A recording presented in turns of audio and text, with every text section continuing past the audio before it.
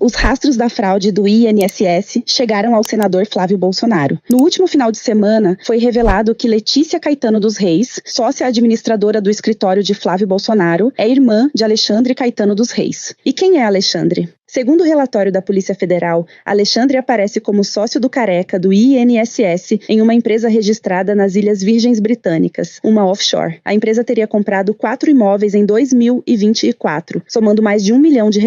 Flávio deve ser o herdeiro do bolsonarismo nas eleições deste ano e a sujeira que acabou de ser revelada pode afetar os planos da turma golpista. O jornalista Henrique Rodrigues desenhou essa ligação. O Flávio Bolsonaro agora, pela primeira vez, parece que encontrou um obstáculo que pode fazer sua candidatura à presidência da República ir por água abaixo, implodir. Todo mundo acostumou com a CPMI do INSS com aquela conversa do bolsonarista de que uma hora a gente vai achar um ministro do Lula, vai achar o filho do Lula, vai achar um parente do Lula, vai achar um amigo do Lula. E tudo que a gente viu até agora foram ex-ministros do governo Bolsonaro e pessoas ligadas ao bolsonarismo que estão arroladas nesse esquema de fraudes. Hoje surgiu uma informação que colocou o Flavinho, o querido Flavinho 01, o primogênito, né, o herdeiro do trono bolsonarista, o menino do chocolate, da fantástica fábrica de chocolate, colocou ele numa saia justa. Um nome surgiu nas investigações e guardem esse nome: Letícia Caetano dos Reis. Letícia Caetano dos Reis é a administradora e a chefe do escritório de advocacia do Flávio Bolsonaro, que estranhamente nunca atuou em nenhuma causa, em nenhum âmbito da justiça brasileira, nunca carimbou um papel com a OAB dele, nunca atuou em nada. Ele tem um escritório que, curiosamente, nunca atuou em nada e tem como sede a residência particular dele, aquela mansão de R$6 milhões em Brasília, que ele conseguiu por um financiamento muito estranho junto ao BRB no ano passado, ou retrasado, salvo engano. Esta moça, a Letícia Caetano dos Reis, Glauco e você que me escuta, ela chefia o escritório, é quem manda na coisa toda, no RH, nos pagamentos, enfim, ela comanda o escritório porque ele é senador da República. Ela tem um irmão de pai e mãe, irmão de sangue, que se chama Alexandre Caetano dos Reis, irmão dela. O Alexandre Caetano dos Reis, irmão da Letícia Caetano dos Reis, a chefe do escritório de advocacia do Flávio Bolsonaro, o Alexandre é contador-chefe dos negócios do Antônio Carlos Camilo Antunes, o careca do INSS. O careca do INSS tem um homem, lá tem o seu number one, tem um cara que cuida de tudo, o homem número 1. Este sujeito, contador-chefe, se chama Alexandre Caetano dos Reis, irmão da Letícia Caetano dos Reis, que administra o escritório de advocacia. Este administrador-geral do careca do INSS era sócio com ele, numa offshore, uma empresa de fachada registrada nas Ilhas Virgens Britânicas, um paraíso fiscal que fica no Caribe, e esta empresa em que ele era sócio com o careca, o Alexandre, é uma empresa investigada pela Polícia Federal e por outros órgãos de controle, sob a suspeita de operar a lavagem de dinheiro das fraudes que rendiam bilhões e que eram retiradas indevidas, ilegais, do que recebiam aposentados e pensionistas. Isso cai como uma bomba, porque a gente está falando de uma mulher que tem um cargo de confiança, Glauco, no escritório de advocacia do filho do ex-presidente da República, que é candidato à presidência da República.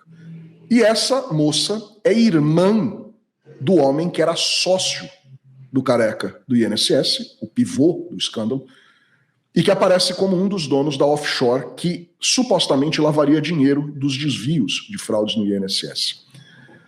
Aí alguém vai falar assim, mas isso implica o Flávio em quê? Eu não sei no que implica o Flávio, mas como eu disse num corte que vai ao ar hoje às 22 horas nas redes, o mundo parece muito pequeno, né, Glauco? O mundo é um ovo. E quando a gente fala de CPMI do INSS, parece que o mundo fica com 10 centímetros quadrados O caso já respingou no Congresso, com o senador sendo alvo de pedido de convocação na CPMI por essa ligação suspeita. O requerimento é do deputado Rogério Correia, que anunciou nas redes que chegou a vez e a hora de Flávio Bolsonaro. Ele não foi o único a comentar o assunto. Pastor Henrique Vieira afirmou que o escândalo expõe mais uma vez o modo de operação do bolsonarismo, moralismo no discurso público e negócios obscuros nos bastidores. Segundo ele, abre aspas, essas conexões com Flávio revelam o uso de estruturas do Estado para atender interesses privados. Não é um fato isolado, é parte de um projeto político que atacou a Previdência, enfraqueceu o INSS e abriu caminho para atravessadores, fraudes e corrupção. Quem dizia combater o sistema ajudou a desmontá-lo e agora aparece orbitando seus esquemas. A CPMI volta aos trabalhos nesta quinta-feira, dia 5 de fevereiro, e promete esquentar. E como tática bolsonarista, não demorou para que a oposição lançasse uma cortina de fumaça, tentando desviar o foco desse escândalo envolvendo o clã Bolsonaro. A tentativa deles é mirar Fábio Luiz Lula da Silva, o Lulinha. Leonel Brizola Neto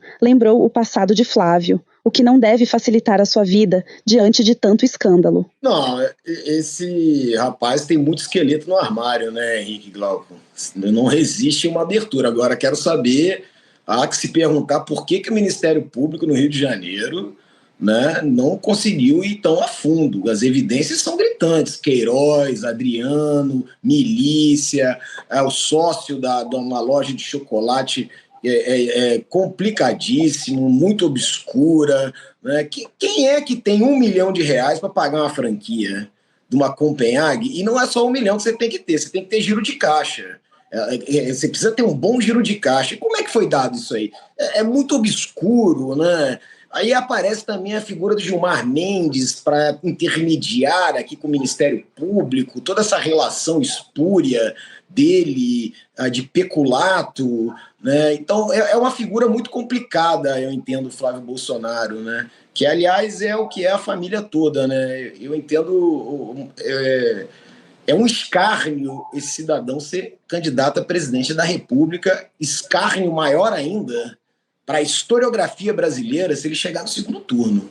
Quando os trabalhos da comissão encerraram no ano passado, não restou dúvidas da participação do governo anterior no esquema. A chegada de informações que colocam Flávio no meio dessa teia abrem um novo capítulo para nomear quem realmente roubou os aposentados. Eu pretendo demonstrar com provas, com documentos, a verdade sobre esse escândalo. É verdade que existem notícias sobre irregularidades no INSS de muito tempo. Mas é verdade também que este esquema criminoso que lesou milhões de aposentados e aposentadas, ele só foi possível porque uma série de regras e normas internas do INSS foram alteradas. E estas normas e estas regras todas foram alteradas durante o governo Bolsonaro. Se estas regras não tivessem sido alteradas, esse escândalo seria impossível. E eu vou demonstrar isso, presidente. E a primeira que eu vou demonstrar é essa falácia da MP que estabeleceu 1 ano para renovação. É verdade. Só que depois eles mandaram outra na Covid, botando 3 anos para renovação. E no final do governo, em dezembro, com o jabuti do Luiz Miranda, o Bolsonaro sancionou uma lei que acabou com a necessidade de revalidar a autorização.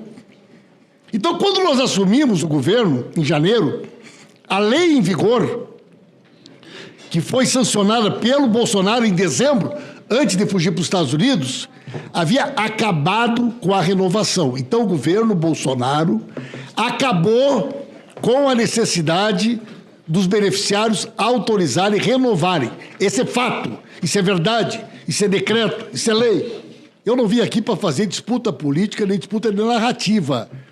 Eu vim aqui para demonstrar com documentos e provas, com decretos e portarias e medidas provisórias, aquilo que a população brasileira já sabe. Tudo o que aconteceu e este escândalo de caráter industrial que lesou bilhões de reais de aposentados e aposentadas, só foi possível porque durante o governo Bolsonaro todas as travas de fiscalização foram destruídas.